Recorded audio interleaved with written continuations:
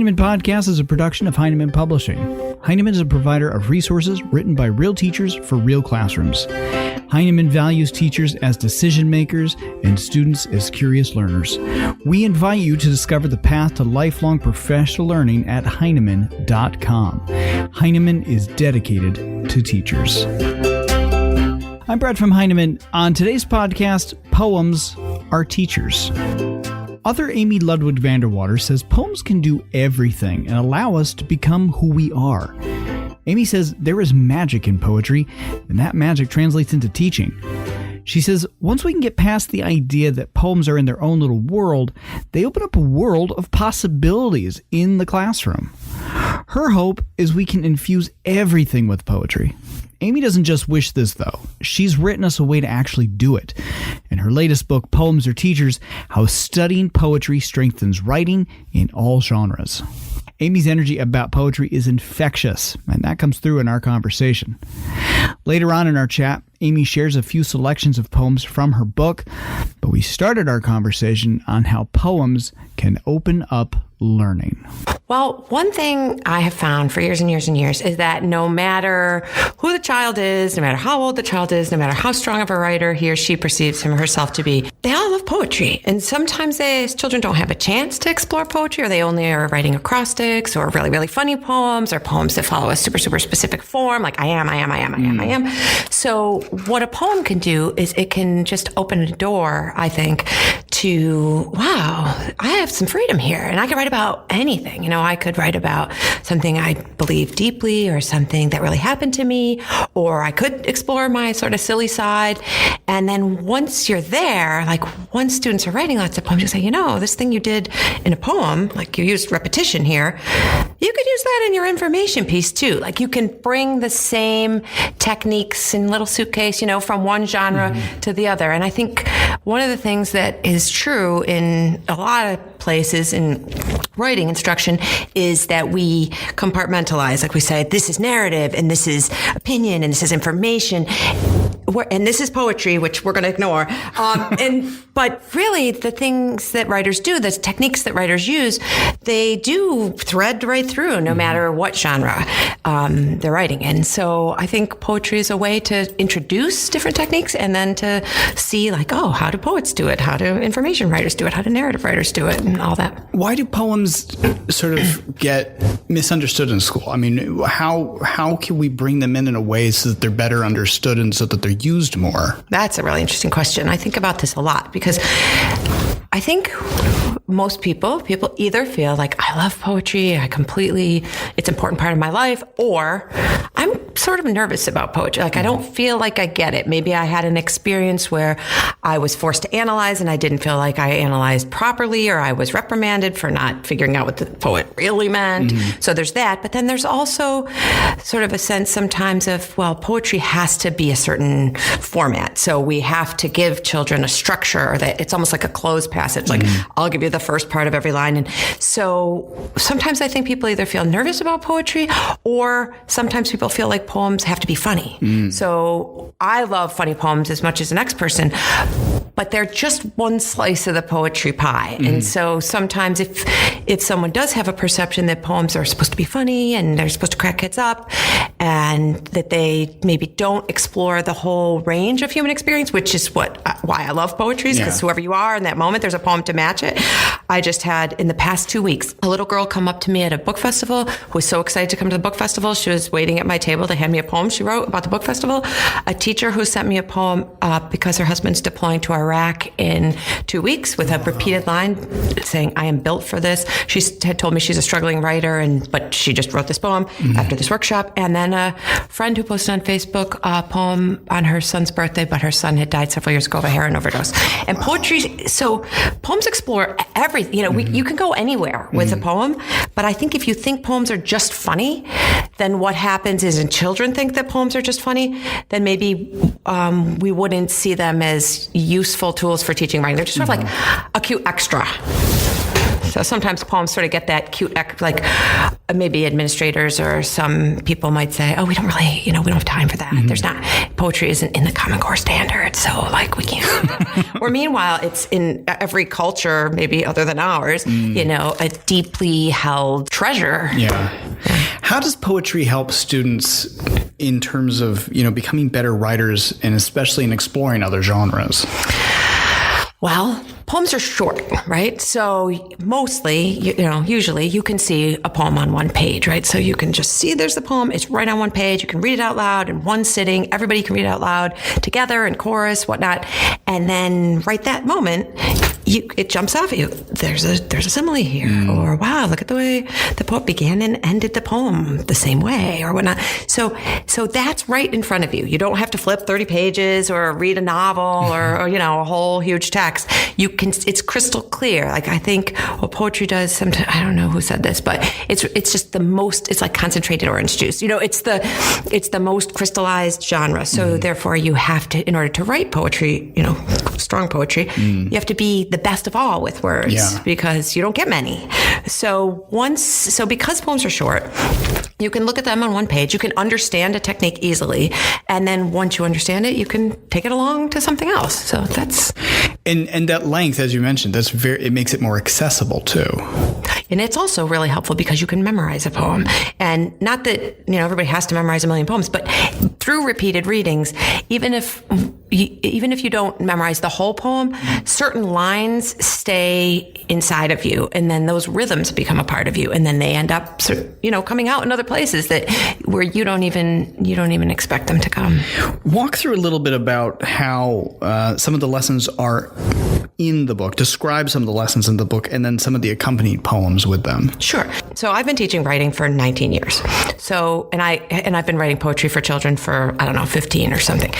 So this is really the coming together of this is like the Venn diagram, little slice, where they come together, those two things. Because what I have noticed is that in my life, my prose is stronger because of my poem writing, right? Because I have to use fewer words. So then I try to do the same thing. I try to write leaner.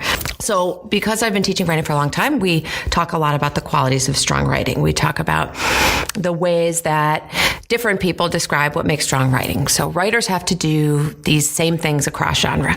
We have to pick ideas. We have to organize our writing or structure it in a particular way.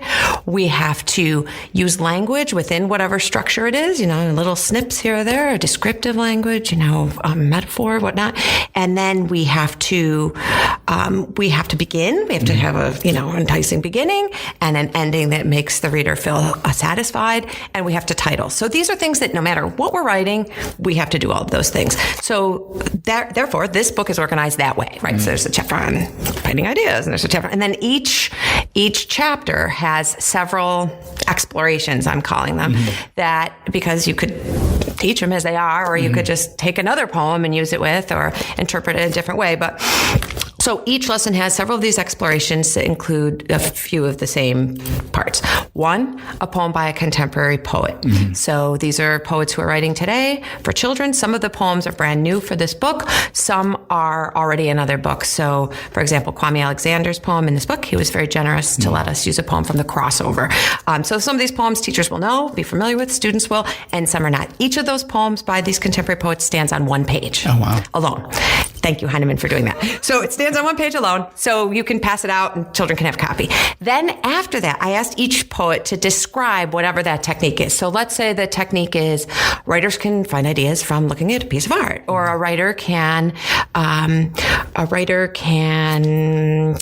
write a poem using, or any other genre, using a structure from nature, like the seasons or colors of a rainbow.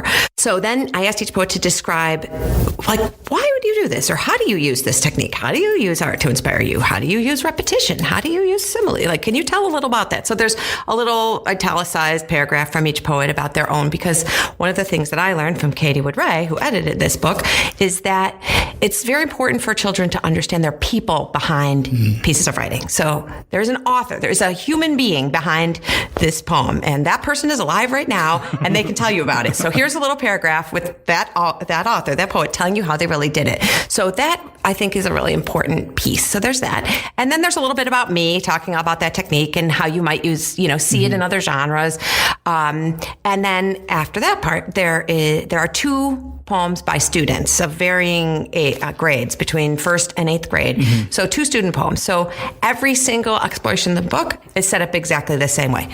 Poem by an adult, words from this poet, listen to Amy talk about it, and then 2 poems by students. So you could use this as a poetry unit, but also I think what would be kind of cool if I were in the classroom again would be to say, I'm going to choose one of these explorations each week of the school year or every other week or something and introduce students to this writing technique or this writing strategy through poetry. So here, learn this with this poem. Here it is. The poem's short. We can all do this right now. And then this week, let's, as we read other genres, as we read in our independent reading, as we read other things together, let's see how do other writers use this same technique, so that over the course of a year, then students and teachers, and I learned all this myself just through writing, would say, oh gosh, yeah, I do see how this thing I learned in this poem, I see it over here and I see it over here, and it's not just in that little corner of poetry land.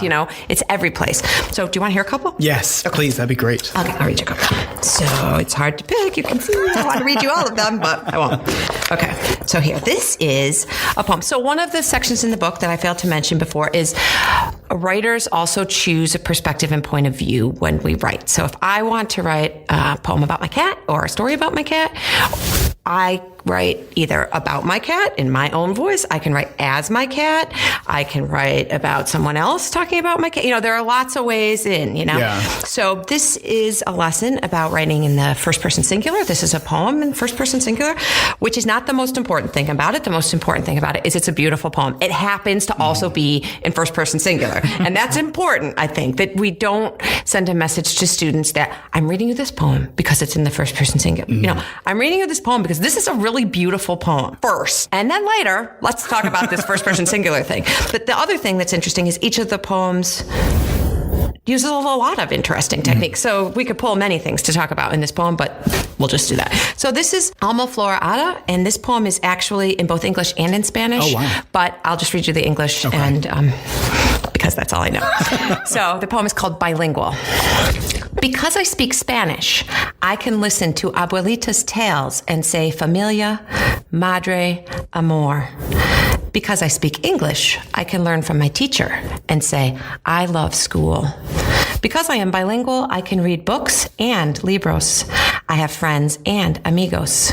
I enjoy songs and canciones, games and juegos, and I have twice as much fun. And someday, because I speak 2 languages, I will be able to do twice as many things, help twice as many people, and do everything I do twice as well. And there's a lot there. There's so much going on in that poem. Right. There's so much. It's a beautiful poem. And it's beautiful in Spanish. And I wish that Alma was here and could read it in Spanish for us.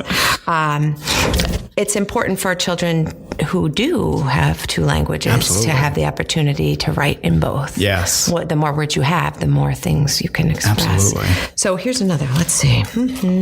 I'll read a student one next. This one is a poem about starting.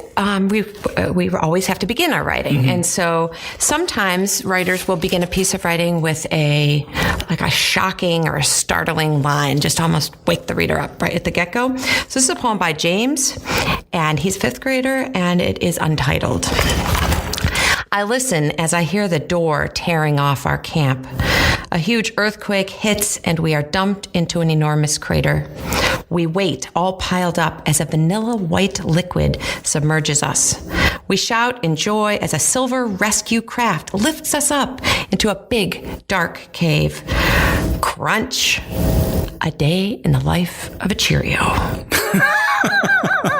I I love his descriptions. Oh, yeah. He's hilarious. Like, you don't know till the end that it's about a Cheerio. I thought he was in an actual earthquake at the beginning there. That's incredible. I know. It kind of scares you. I listen as I hear the door tearing off our camp, right? That's great. And that was inspired,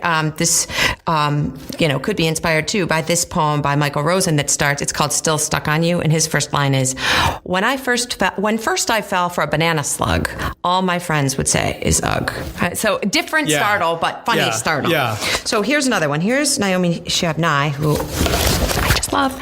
And this is, she talks a little bit about titles. One of the things she says is sometimes a title can be part of a first line. So a title stands alone atop the poem or whatever the text is, but then actually, instead of being repeated in the first line, carries right into the first line. So this title is When I Open the Door, but I'll say the title again when I read you the poem because it reads right into it.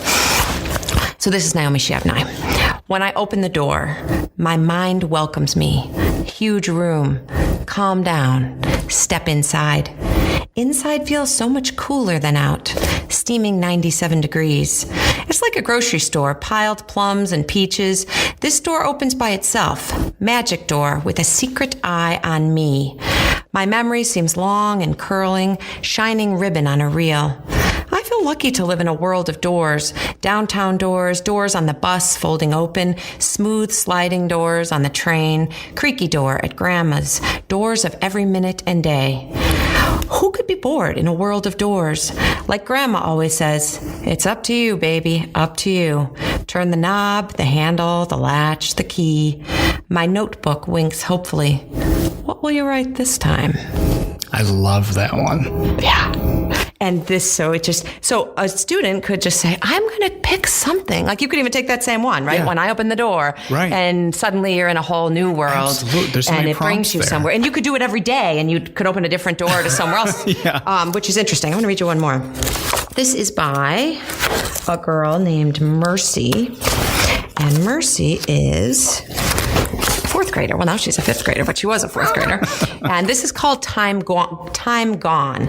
And if you think about a book like your Carl's Hungry Caterpillar, you know how it goes like through the days of the week, or some books go through seasons, the fall, and I mentioned going through, structures of time. I could write something about when I was this age, or whatnot. Memoirs, chapters of memoirs are often like my high school years, my college years. So this is structured in that way. So this is really a structure thing, and we can see how Mercy organizes her poem through times in her life. This is called Time Gone. When I was 3, I met my grandmother. She's a shining blessing that made my 3-year-old heart bloom. When I was 7, I visited her in Africa. She taught me how to have an African soul. When I was 9, she visited America. I taught her how to have an American soul. Now I'm 10, and she's dead. Her soul awaits for me in heaven. Oh, wow. Yeah, and a family treasure, too. That's the thing. Absolutely. The poems we're not just playing with techniques here. This is who she is. You become more of who you are when you have opportunities to write poems about who you are. So, and again, to come back to that length, there's so much going on in that in just a small amount of space. Right. And that's the magic, I think. Once we can get past the idea that a poem is sort of in its own little world, then it opens up a whole world of possibility for how to bring poems and just infuse everything with poetry. My thanks to Amy for talking with me today. Amy and I had so much fun talking about her new book from Heinemann, Poems Are Teachers, How Studying Poetry Strengthens Writing in All Genres. If you'd like to read a sample chapter, a series of blogs from the book, or even connect with Amy, check out Heinemann.com. Also, be sure to follow Amy on Twitter at AmyLVPoemFarm, all one word. And be sure to visit her website, AmyLudwigVanDerwater.com, where you can learn all about Amy's other new book, which is a children's book called Read. We'd love for you to subscribe to the Heinemann Podcast on iTunes and Google Play, where you can also leave a comment or review. We're also now streaming on the Stitcher and TuneIn radio apps. You can follow along with Heinemann on Facebook, Twitter, and Instagram. Plus, you can get a daily teacher tip right on your phone directly from Heinemann authors, all by downloading the Heinemann Teacher Tip app. All this and more on Heinemann.com. Thanks for listening.